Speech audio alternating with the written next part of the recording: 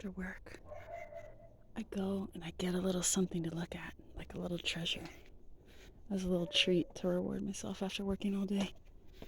So I think today, I'm going to get one of the little valise cases, the gentleman's briefcase in this second room over here. Not gonna lie, it's definitely scary. It's really dark in here. Okay. Oh.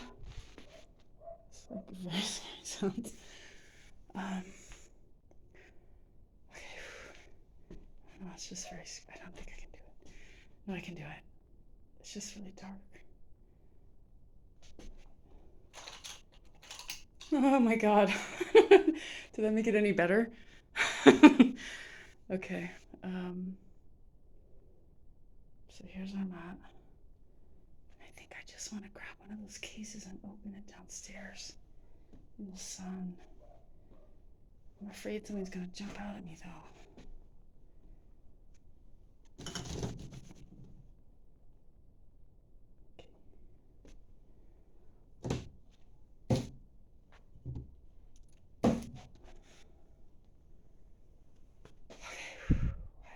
Okay.